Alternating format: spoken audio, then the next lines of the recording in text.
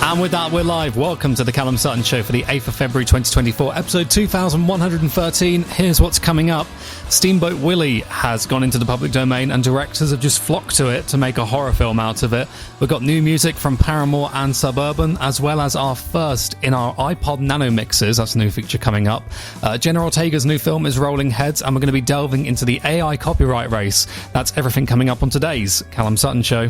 We're back with the Callum Sutton Show. SuttonShow.net. The following may contain bad language and offensive themes. Listener discretion is advised. Did you know flash photography used to consist of having a bulb that would burn so bright it would literally destroy itself in the process? I've been watching a lot of YouTube today, if you can't tell.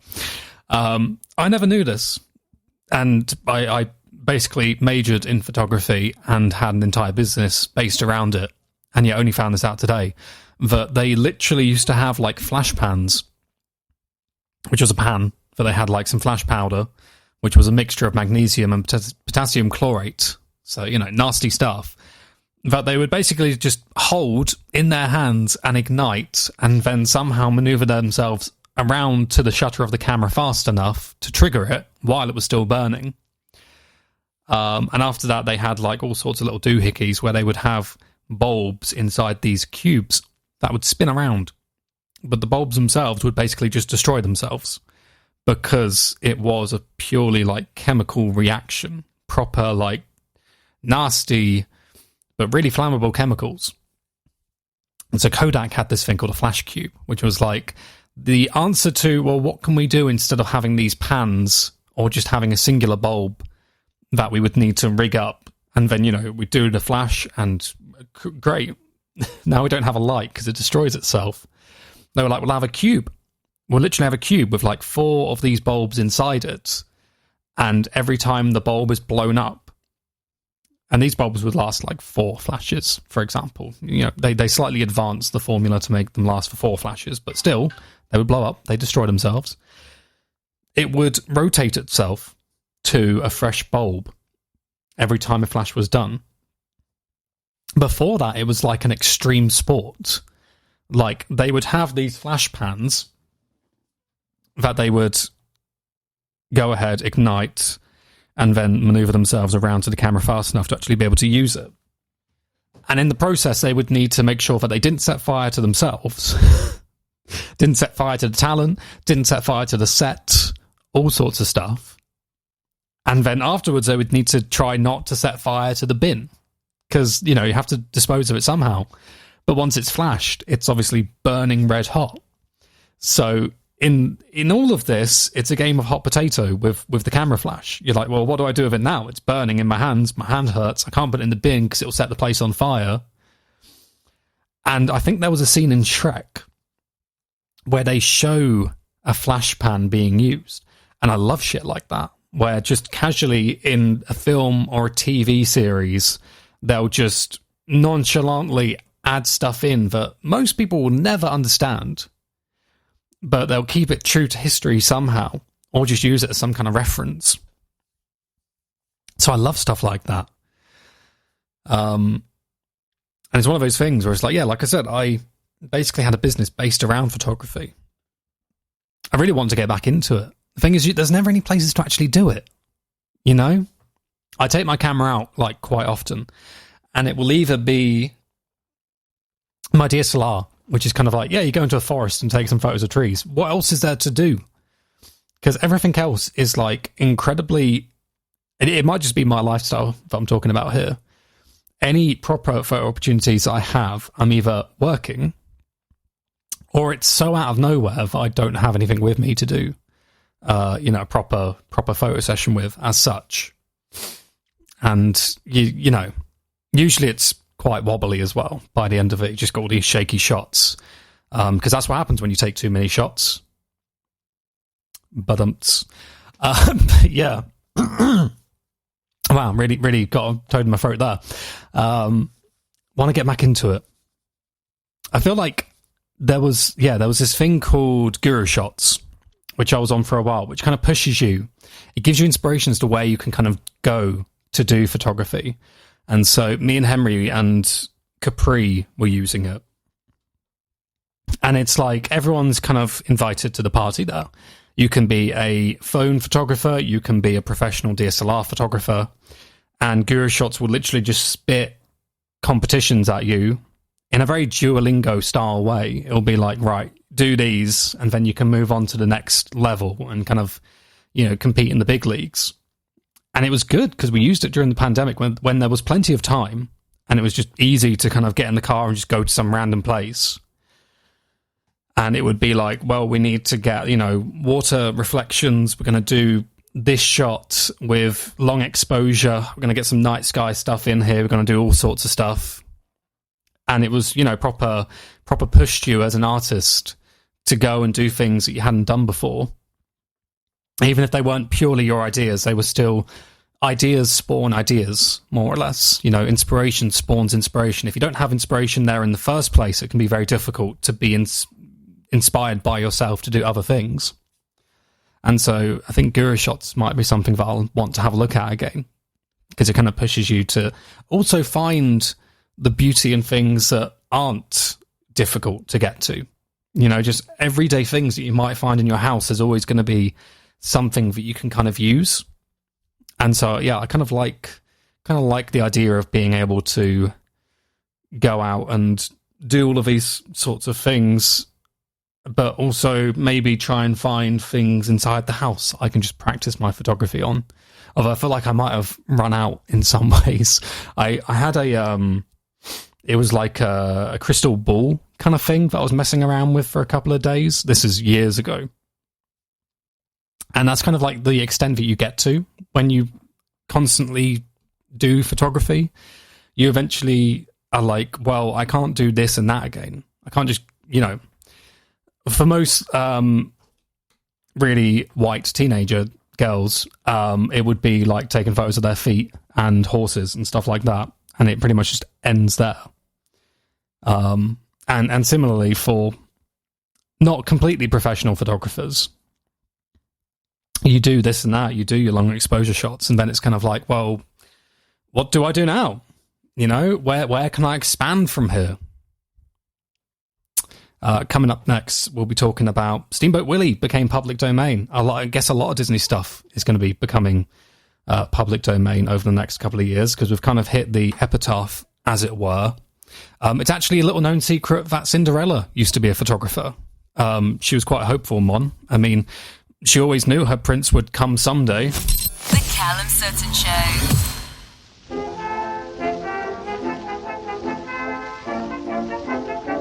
Screw you, Disney. You can't stop me from playing this. That's right. Mickey Mouse. Well, the first Mickey Mouse animation is now in the public domain. I mean, it was actually in the public domain at the start of the year, but I kind of forgot to talk about this. To try to beat the record of the Robert E. Lee. So, Steamboat Willie is now in the public domain. First, there was Winnie the Pooh, Blood and Honey. Now get ready for the Steamboat Willie horror films. Apparently, there's 2 of them in production at the moment, or getting ready for production at the moment. Yeah, this is crazy, because it's kind of like it's very, in my eyes, it's kind of like a lost footage kind of thing. These copy pastas that you find online, or I think they call them spooky pastas now, scary pasta. I don't know. This sort of like lost footage thing, which I'm going to attach to Steamboat Willie, because if they're doing a horror version, it's going to be very much like that. It's subverting something that has existed for God knows how long. I mean, this is 1928, so how many years is that? I'm not good with maths. 96 years, I guess. Yeah, let's go with that. We'll come back to my math skills in just a moment. Yeah, when that's existed so long, it's going to have a very lost footage kind of feel to it when eventually the horror films come out, because one of them's beginning production in September. The other one's beginning just spring, vague spring. And you kind of like see a lot of these copy pastas with like, here's lost episodes from Nickelodeon back in the day kind of thing. Does anybody remember? That's a very popular one. Does anybody remember like this thing that aired in the 90s and then just like really fucking scary descriptions of it. Something completely normal. Like, I have one myself. I remember there was like this animation with toys that ripped themselves apart. It was fucking weird. They ripped themselves apart and they basically traded body parts. And I know full well that it did actually exist on Nickelodeon, and I saw it as a kid and it scarred me for life. I can't remember what the name of it was, though. That there was another one with like a burger joint, a bunch of guys running a burger joint, and on one of the episodes the guy got rejected by a girl or something and just stuck his hands into a deep fryer. Lots of creepy shit. You see a lot of creepy shit in children's TV, sometimes more than you do in adult TV. Maybe not so much these days, but definitely back in the early 2000s, it was just rife. It was like everything was its own version of a horror story. And so it's going to be interesting to see what they can do with this in a way that makes you kind of like get secondhand chills, because if you've seen the original animation and then you see something that relates enough to it but is also really skewed, it will kind of give you that sense of, did I ever really see the real thing? And I hope they kind of try to capitalize on that whole kind of psychological thriller niche, because I don't think many movies really try to do that, but it's something that I personally really like when I read, because I used to read like a lot of these creepypastas back in the day, and when I read of these like Russian adaptations of Nickelodeon cartoons with references to real world things, usually, you know, nothing particularly good, as it were, you know, mass murderings and such, that freaks the shit out of you. That really does freak the shit out of you when you kind of like get that skewed perception. So I'm hoping they try to capitalize on that somehow and skew the perception rather than creating something entirely brand new.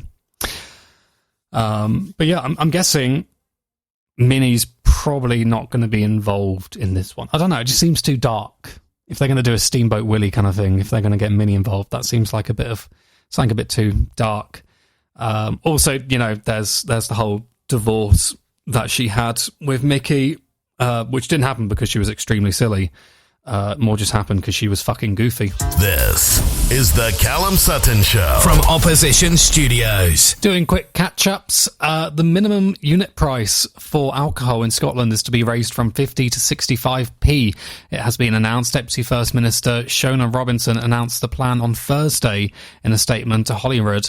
This means shops in Scotland will not be able to sell a bottle of wine for less than £6.9, which is going to be a problem for Tesco Club card holders. Scotland was the first country in the world to set a minimum price for alcoholic drinks, and this is surprising, to say the least. I mean, Scotland's the only place where it's commonplace to grab a pint on the way home. Or so they say. I'm not too sure if that's entirely true in this day and age, but certainly it was weird because I was watching a TikTok video. I mean, it was an old, like, I think it was... Talkback Thames interview from like the 70s, or whenever it became illegal to drive a car drunk.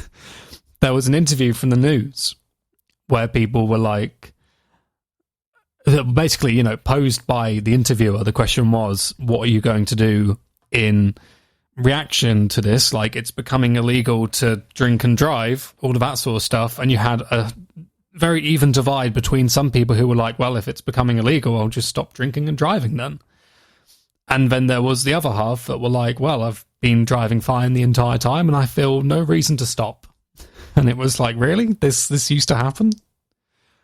And it was very bizarre because you could see elements of the same people we see today in those people back then. You know, the stereotypes of the kind of, what's it called? Not self-absorbed, but I'll come back to that word. I'll think of it at some point. You could see the elements of the people that we know today in those people from like back in the 50s and 60s. Those who were obedient, those who weren't.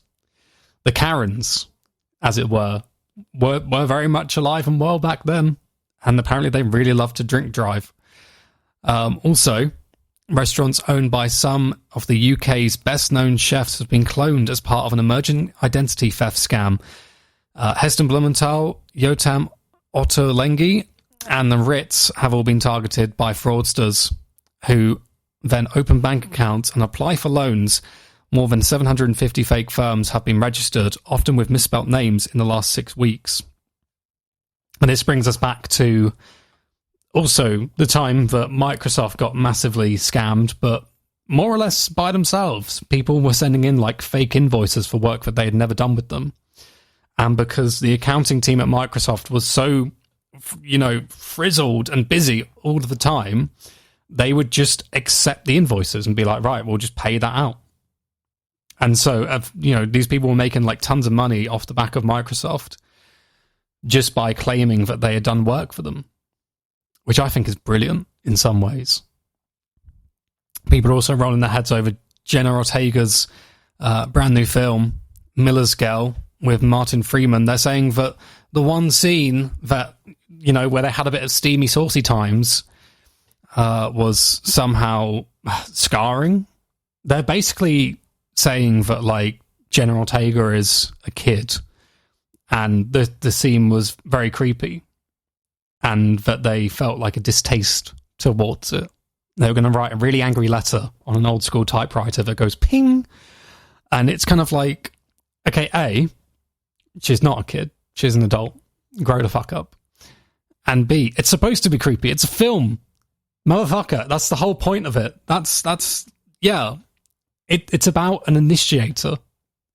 Martin Freeman literally plays like an initiator in it, who's turned on by the aesthetic of, in this case, Wednesday Addams, because she looks very similar in the movie. It's got that very kind of like gothic vibe to her in the movie as well.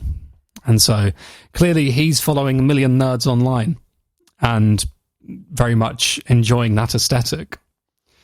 And Snapchat is planning to lay off about 10% of its employees as the company continues to struggle with declines in the digital advertising market.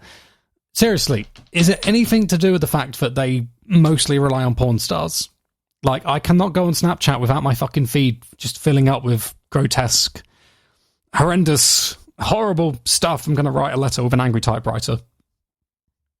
Because every single fucking time I go on Snapchat, you can't find anything inspirational, educational, or, well, I guess to a certain extent you can find something entertaining on there, but you can't find the other two because Snapchat relies on OnlyFans influencers to kind of do all of their kind of like news and story stuff.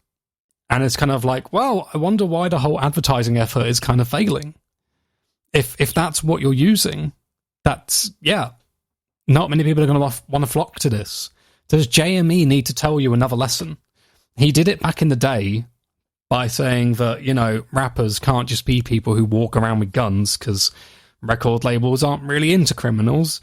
Now, do we need to tell Snapchat that having porn stars be their like number one source of revenue maybe doesn't work if you're not actually in the porn world? Because, the people advertising Finish dishwasher soap don't want it right next to an image of boobs. Strangely enough, I'm not too sure why I would ever need to explain that, but I'm just saying, it's not exactly difficult to keep things in line with your target audience. This is the Callum Sutton Show. Today, we are talking about the AI copyright race. This is something that I was thinking about the last couple of days, which essentially I'm naming it as such because, and I feel like people should have thought about this before, but people are only just asking the question, what does AI actually mean for copyright? Because you're talking about something that scrapes the open world for information and then basically regurgitates it. And so something that it came up first in the developers world because it was like, everyone's like, oh, AI is going to be taking over the developers' jobs because it can write Python code, C++ code, develop basic applications, all of this sort of stuff. But one thing that people have kind of questioned now is, well, AI goes on GitHub and then pulls like random repositories from people. It basically goes and looks at other people's projects, takes the code, and then just gives it to someone else. And so a lot of those projects will be licensed under, for example, MIT license. They might be privately copyrighted. I mean, they could be Creative Commons, but in most cases, they're not going to be. And so what we need to think about now is when it goes out and does these things, how are we going to know if we're liable for copyright damage?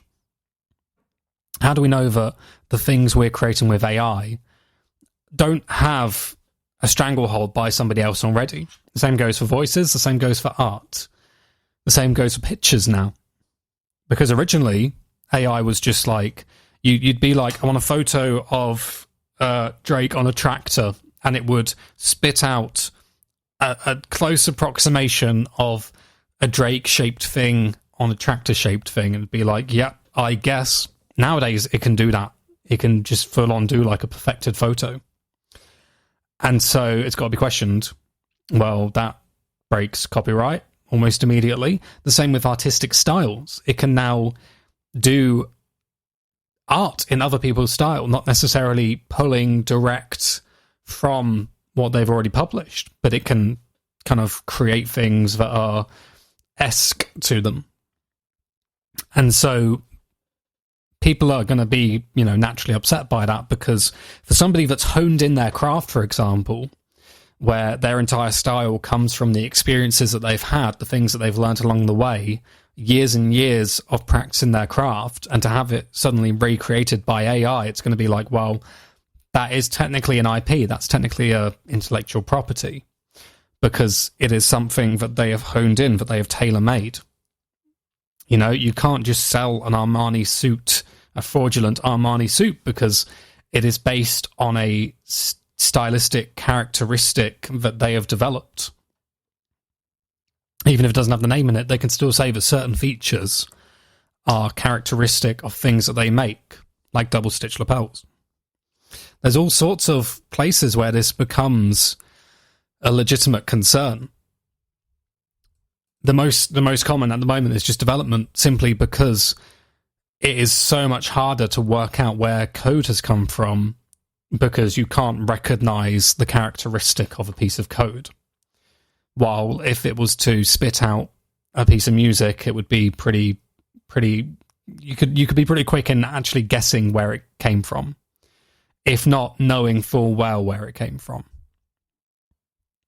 And so this is a difficult one, because there's been reported cases already. Holly Mengret, who was a Disney illustrator, found that her style was cloned on the internet by a bunch of engineering students in Canada.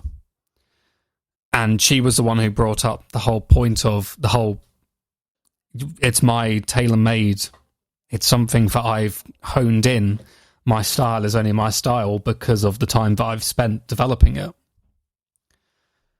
And so the next question is going to be, well, what can we do about it?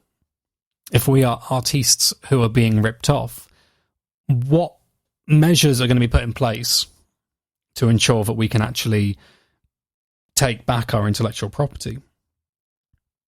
And in a similar style, it's also going to thread into previous copyright examples. So if an AI is going to be allowed to replicate something to a certain extent, what does that mean for everyone else who's not using AI? Like, if I'm a podcaster playing music, does this kind of open me up to being able to use commercially available music, because AI more or less replicates it anyway? It's a difficult one, but it's also one that could open up some avenues and change the way we think about copyright. And yeah, I feel like I'm definitely going to be on the forefront of this, as somebody who's spent my entire career more or less working with Creative Commons licenses, MIT licenses, doing all sorts of licensing here, there, and everywhere. Dealing with dull, boring people in Primark suits.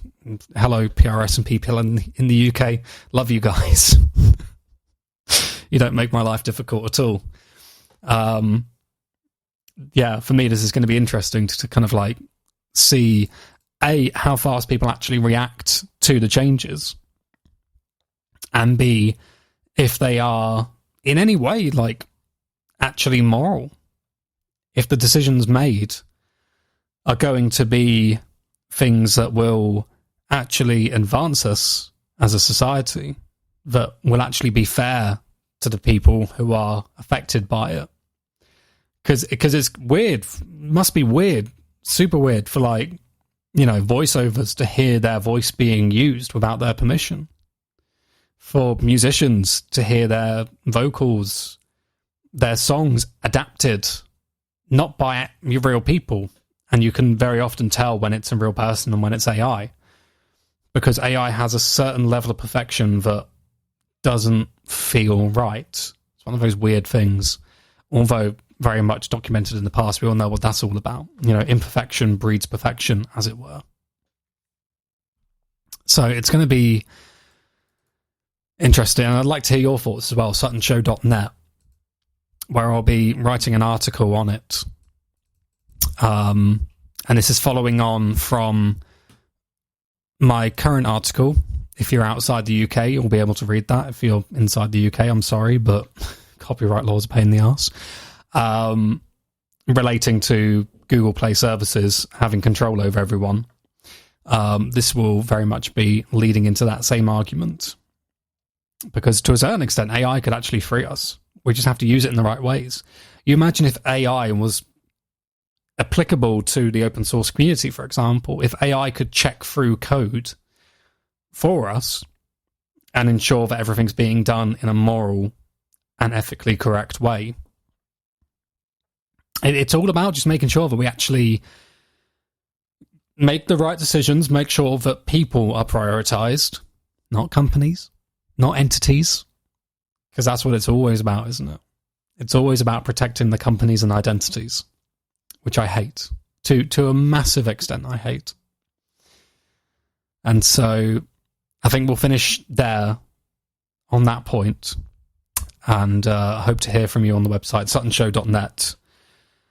And yeah, we'll head off on the podcast now. So thank you so much for listening to the podcast. suttonshow.net